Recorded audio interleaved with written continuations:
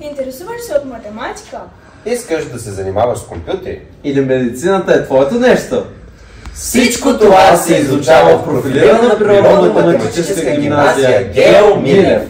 Математическа гимназия Или просто МГ-то. Или просто МГ-то се изучават 3 профила. Софтуерни и хардуерни науки с профилиращи предмети математика, информатика и информационни технологии.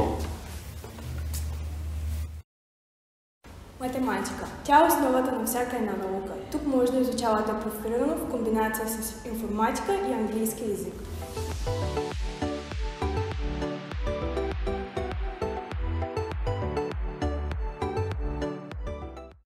Или ако математиката не е твоето нещо, можеш да дойдеш да учиш природни науки с Данчо. Профилираните предмети са биология, химия и английски език. Добре го каза. Господин Цветков, разкажете ни повече за профилираната математика в училището. Профилираната подготовка в училище се изучава в 11 и 12 клас в рамките на 6 модула, 4 задължителни и 2 допълнителни, определени по учебна програма от училището. Нивото на математическата подготовка е изключително високо и това позволява нашите ученици не само да стигнат до вратите на световно известни университети и български, но и да ги завършат. Господине, ще ни кажете ли малко повече за нещата, които се изучават по информатика? Значи в нашето училище се занимаваме с реализация на една много сериозна програма за обучение на децата, толкова доколкото сме я реализирали преди доста години на различни езици. Преди работихме на C, после на C++, сега решихме на Java, но идеята остава една и съща. Децата да са абсолютно подготвени за висше учебно заведение.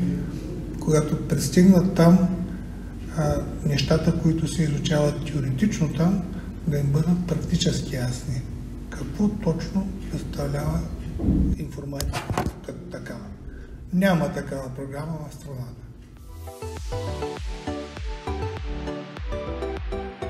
Член на националния отбор за турнира на младите физици през 2022 и член на разширения национален отбор по химия.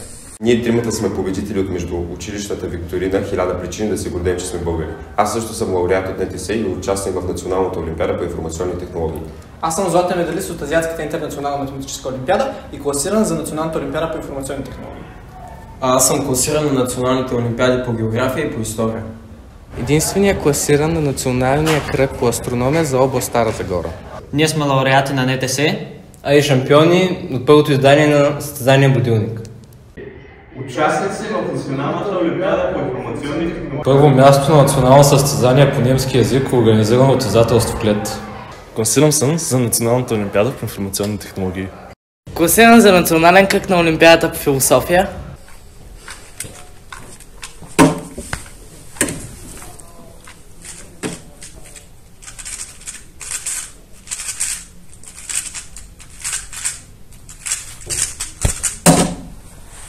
Да, това е националният рекордьор по нареждане на купче на Рубик за България.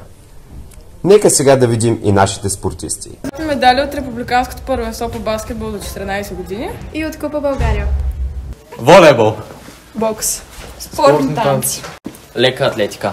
Естетическа гимнастика. Спортна стрелба. Футбол.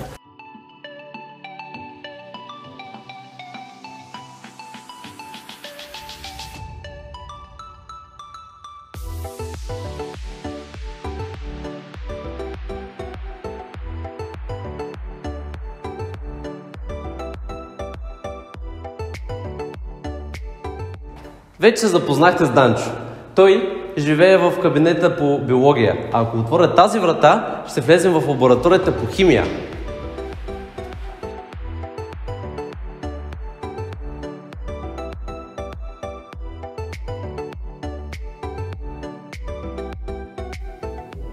Това е зала Светозар Дойчев. В нея се провеждат различни мероприятия, като посрещане на гости и различни игри и викторини.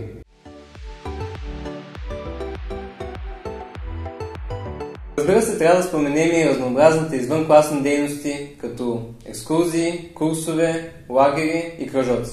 или участието по европейски проекти, като посещението на Европейския парламент в Страсбург. Да не забравяме и работата на ученическия съвет, които организират различни мероприятия, като състезания, концерти, конкурсът образцова класна стая и базари. Очакваме те на есен в МГ!